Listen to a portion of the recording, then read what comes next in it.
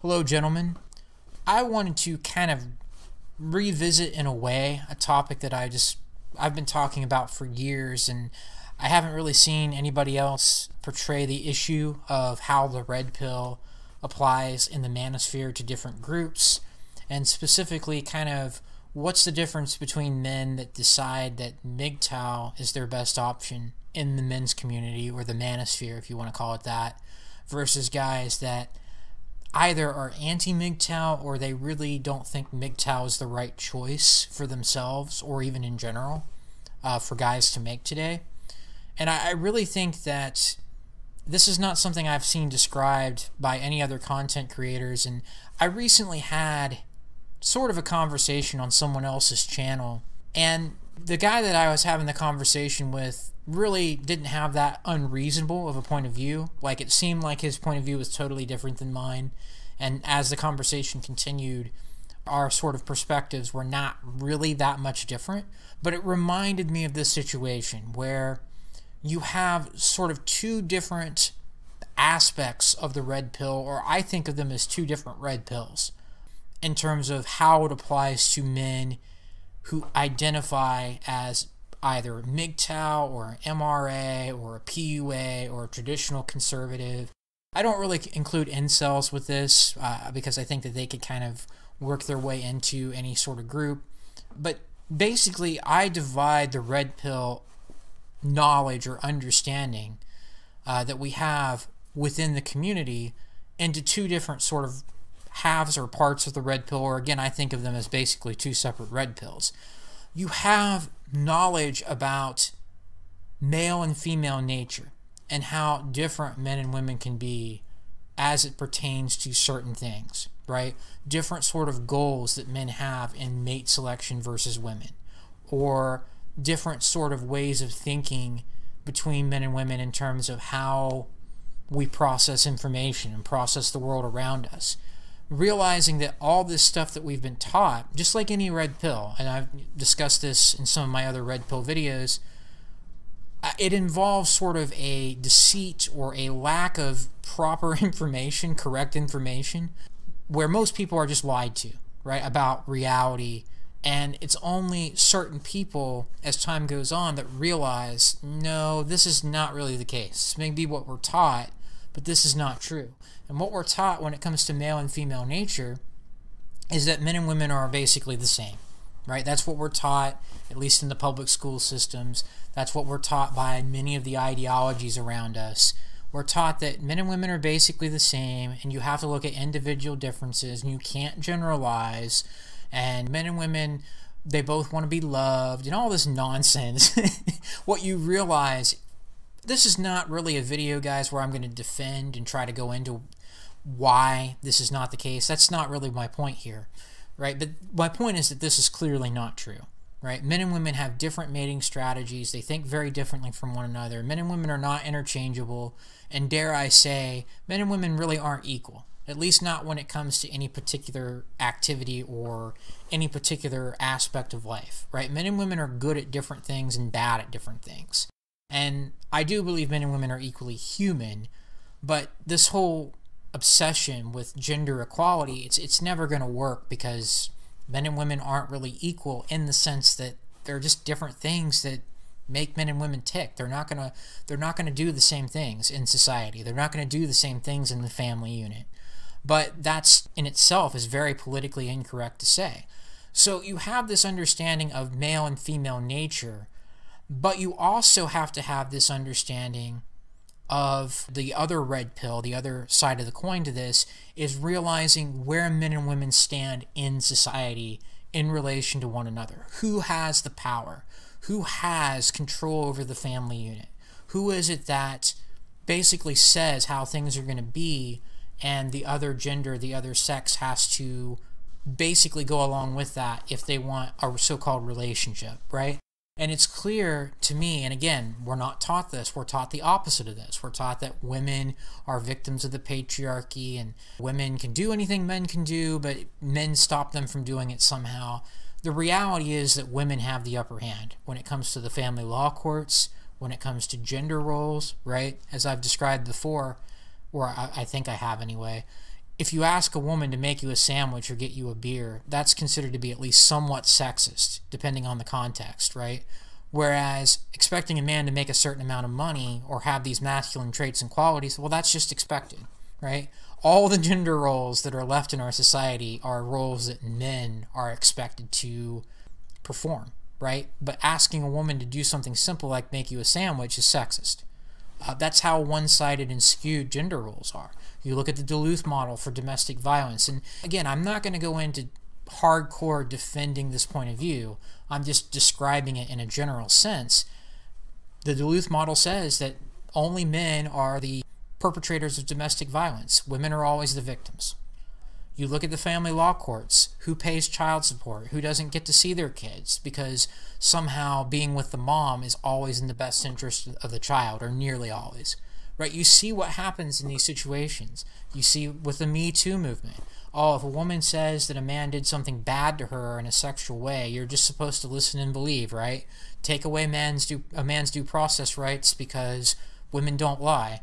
And that's accepted today in the overall sort of cultural environment that we have, right? The accepted culture of not literally everywhere in the West, but just in general of what you're supposed to believe if you don't want to be ostracized or you don't want to have, you know, limits placed on you in society as an individual. You're supposed to believe this stuff, right?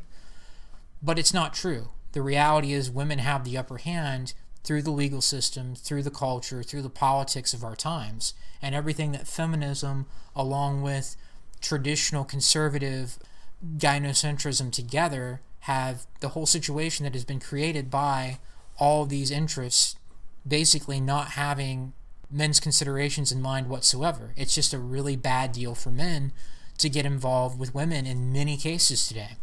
And so the reason why I separate this out into two different red pills is because I think you have men, and like I say, the conversation that I had on the other channel, I'm not going to mention what video or anything, but the conversation that I had seemed to be this way, where he was just saying, well, men and women are basically at the same level, right? Men and women are pretty much the same. It's all the same. All these things apply the same way to men as women, right? It's like, but this guy knew about or seemed to know about men's issues, right? He knew about things like double standards, but then somehow he thought that men and women were treated the same way. And it turned out, again, that what he meant was closer to the truth. Right? He understood that, well, that doesn't apply in the sense of men and women being treated the same way in society, right? And I think that I'll just go ahead and say what the particular issue was. It's about men crying, right?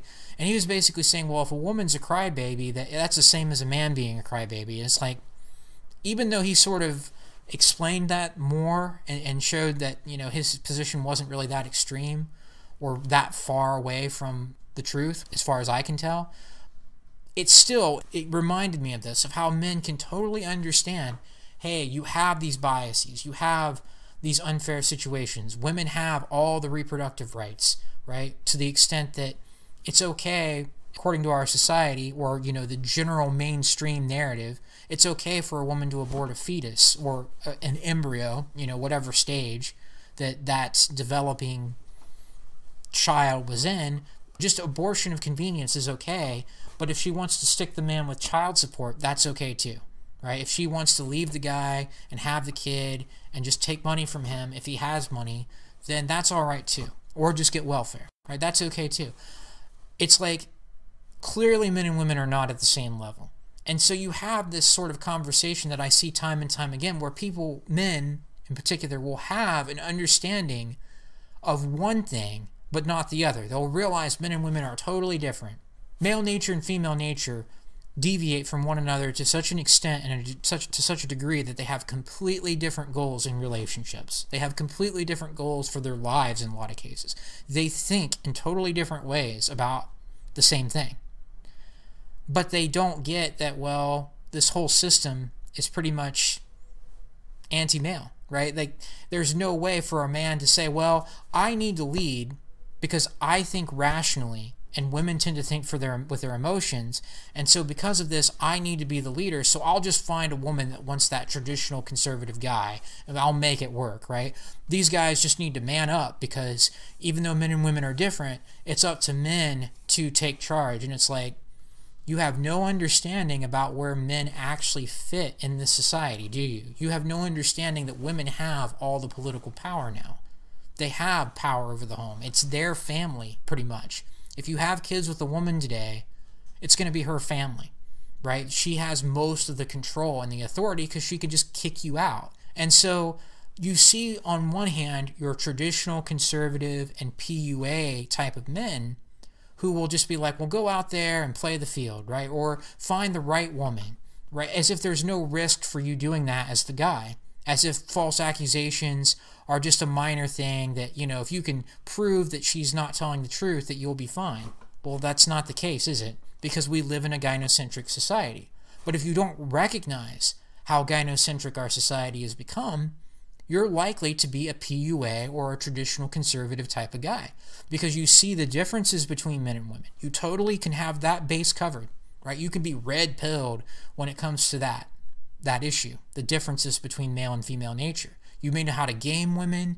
You may know that women have certain things that they're looking for in men, right? Even if you're a relationship guy, so to speak, you can be aware of this, but the problem is you can't just be the traditional conservative in the relationship or in a marriage, because she can just divorce you anyway, right? If you have kids, she can take those kids away anyway. If she decides, well, this guy was not who I thought he was, and I let him sleep with me, and now I'm upset, I'm going to say that he did terrible things to me, right? I'm going to say that he raped me. I'll just go ahead and say it. Even though it might, it might not be favorably viewed by the algorithm, I'll just go ahead and say that, right? Ultimately, guess what? You're going to be having to prove your innocence. You may end up in prison. You're going to probably get fired. You're going to have to go through that whole legal system. And even if it's proven that what she said wasn't true, she might get a slap on the wrist at worst for not telling the truth, for making up this accusation against you, no matter how horrible it is, right? But if you don't realize that that's really the situation between men and women, or you don't want to accept it, or you want to be deceitful about it, whatever the motivation for a particular man being a PUA or having a traditional conservative view on things is, if you don't recognize that this is the system and the culture that we have and how it's so set against men in general, you're not going to be able to say, well, MGTOW is a reasonable choice. Going your own way and walking away from marriage, the idea of having kids, and living with a woman, there's no reason to walk away from that, because you can just be a real man, right? And somehow deal with that. If you understand male and female nature perfectly, it's not going to help you if you can't understand and accept that men don't have power in families anymore and in relationships anymore. That women can do all these really hurtful, harmful things to you, and there's very little in the way of negative consequences for them. On the other side of the coin, guys, you have the exact opposite of this, right? And I think this tends to be where a lot of the MRAs fall in, right? Where they understand that men are at a disadvantage in a major way in our society today. They understand the Duluth model. They understand that Me Too takes away men's due process rights. They understand that men have no reproductive rights compared to what women are allowed to do, right? They understand how one-sided gender roles have become. But they don't realize that women are not reasonable. That's the key aspect of female nature here, I think, more than others, although you could probably talk about other differences between men and women and how they come into play when it comes to not being able to make a relationship work in this environment. But the problem is women are not reasonable.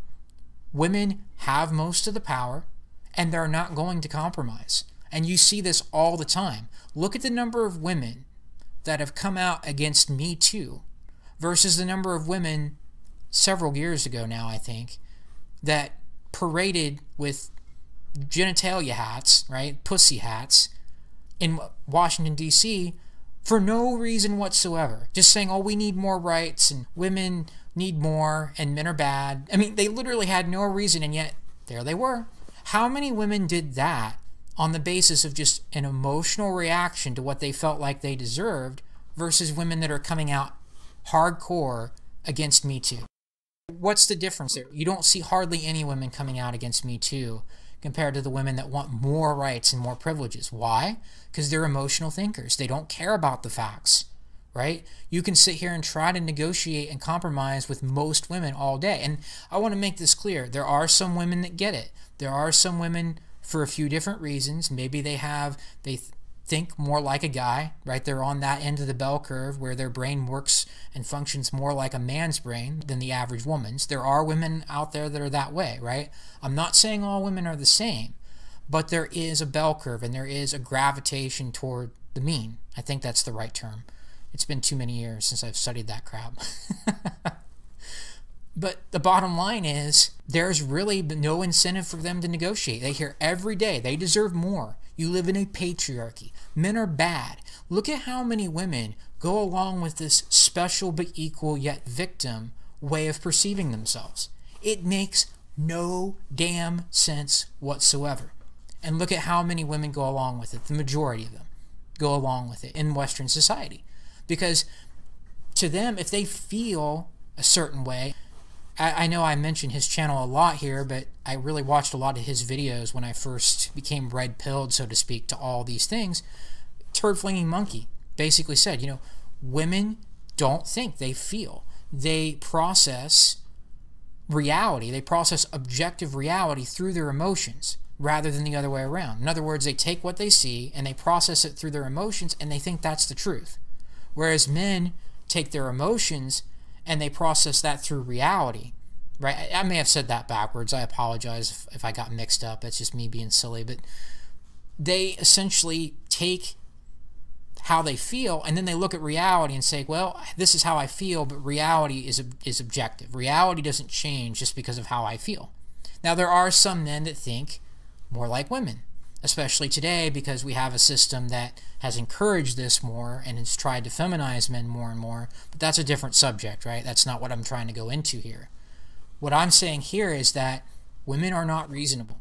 You're not going to get them to come to the realization that, hey, if you want stable relationships with good men, you can't have all the reproductive power.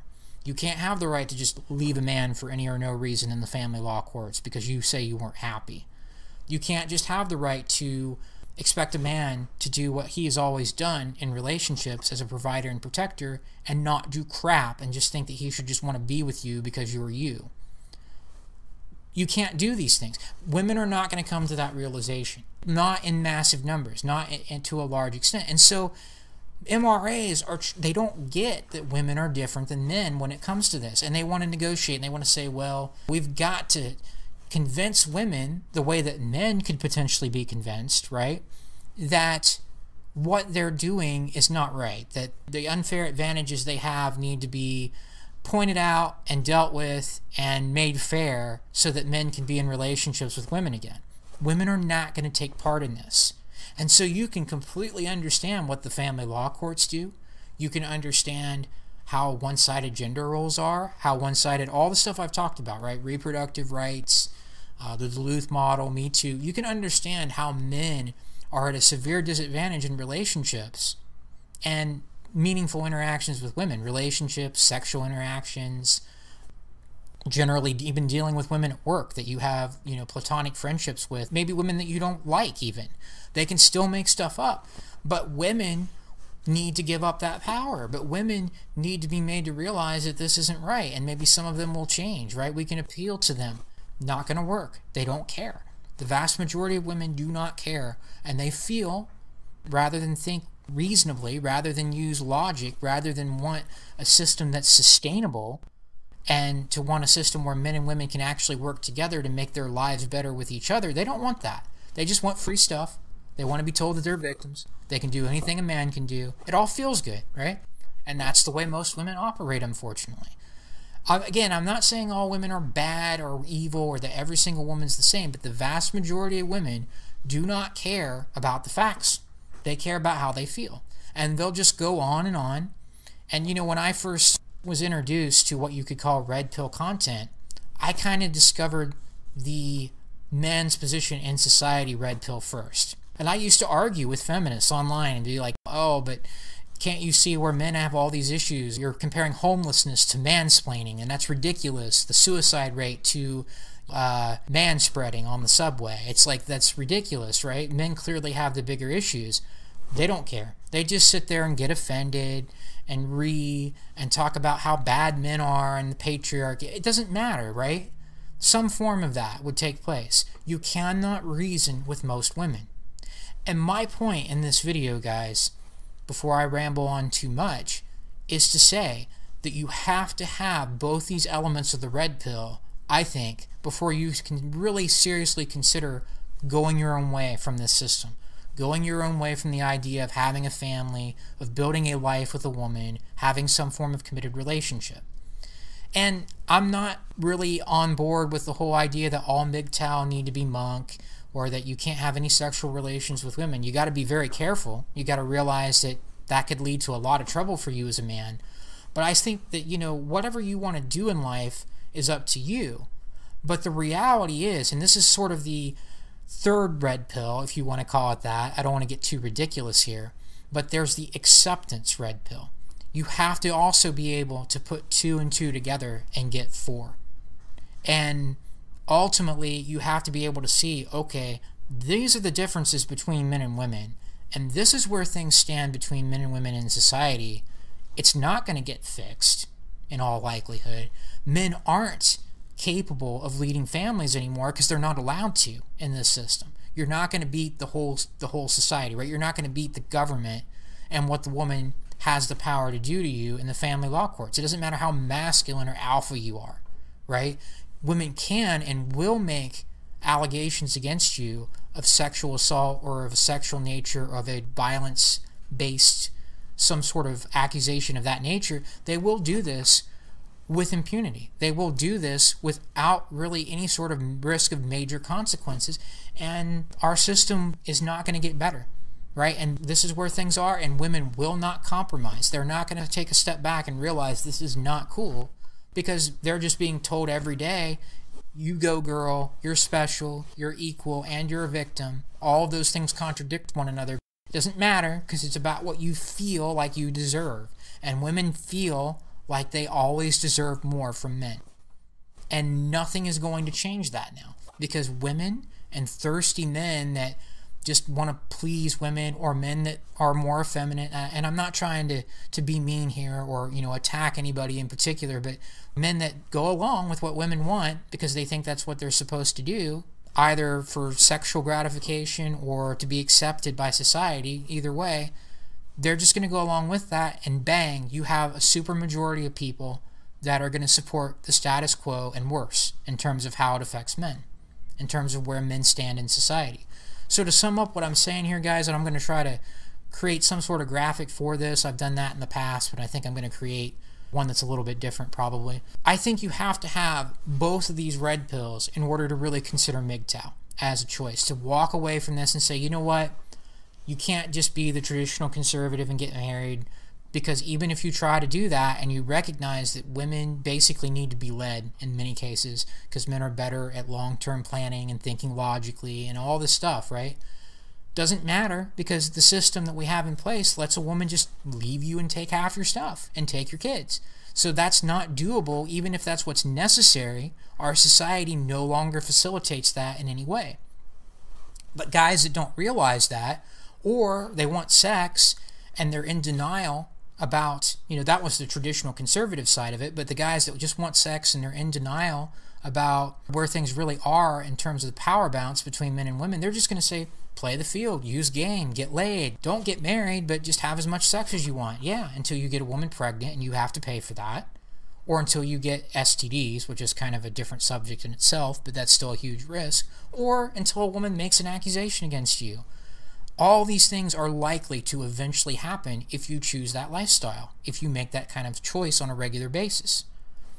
Not smart, right? But if you're in denial about or don't understand the power that women have over men to accuse you of things and to put you through the ringer and to make you pay child support for kids that you didn't want to have because you have no freaking reproductive rights, you're a lot more likely to do that. And you're not going to go MGTOW, you're going to go PUA, or you're going to be a traditional conservative most likely.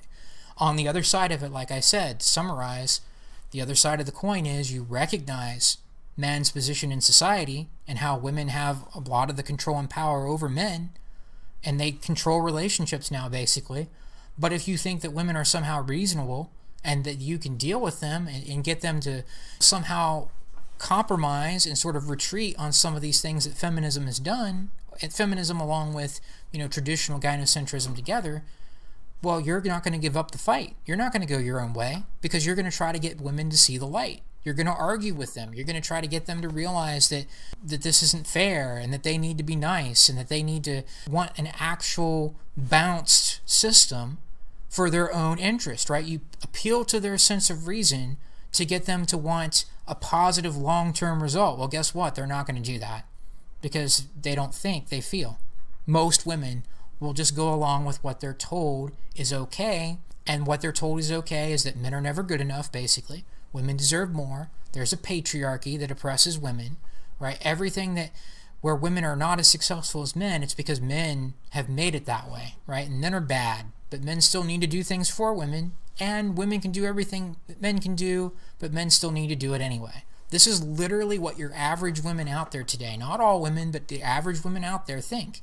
And somehow it all makes sense because to them, it's not about what makes sense. It's about how they feel. That's the problem, guys. And so you have to, in my opinion, to get beyond just wanting to argue with women and get women to change the system, or to just try to be a traditional conservative and make something work with a particular woman. You have to have both sets of this knowledge. You have to understand how women have control of society at this point, together with weak men or men that are completely not able to see how things really are. And they'll go along with this, thirsty men as well. And you've got to be able to recognize that these guys or these people are just going to continue to be how they are, right? They're not going to compromise. But you have to have the knowledge of how things actually are in society, and then you have to realize the differences between male and female nature and how it's not going to get better for men because women don't operate like that. You're not going to be able to reason with them. All you can really do is walk away from the system, right? And then you have to have, like I say, the 2 + 2 = 4 type of realization that, hey, if women aren't like men, and they're not going to compromise, and the system is so one-sided in favor of women, why in the world would I get married? Why should I have kids? Why should I live with a woman when she can call the cops on me and arrest me, or in some cases claim to be married to me just because we live together through different forms of common law marriage? Why would you do that to yourself? And there are answers to that, right? If you absolutely have to reproduce and that's your life goal, or you can't live without trying to please a woman, then maybe MGTOW won't work for you. But aside from that, for men that can go beyond that, basically, and not have to be part of that type of negative scenario or negative situation, MGTOW becomes by far the best choice to make. Go your own way from this. You can still have a short-term relationship if you want, in my opinion. You can have sexual relations with certain women if you want. Be careful, right? Be careful with all this. It's probably not the greatest idea, but if that's what you want, you can still do it. But men that are equipped with both sets of this knowledge know not to go down the path of getting married or trying to build a life with a woman. And a lot of the reason, the whole purpose for me making this video, guys, is to say I see men all the time who are red-pilled with one part of this and not the other. And they don't like MGTOW because they can't put those two variables together and realize that it's better, most likely, right, if they can get beyond just living for a woman or wanting to reproduce, most likely they're better off walking away from this, rejecting marriage, rejecting cohabitation, and not having kids. But the problem, again, guys, is a lot of guys don't get to that point, sometimes because they can't put 2 and 2 together and get 4, but a lot of the time it's because they're red-pilled to one thing and not the other. And I think it's important to point this out. I don't see anybody else kind of dividing it up like this. Maybe I'm crazy, but I see 2 distinct kind of sets of ideas or understanding that do not necessarily go together. And when a man figures out part of this knowledge but not the other, a lot of the time he's going to reject MGTOW because he's not going to be able to see all of what he needs to understand to realize that this is probably the best option for him in many cases.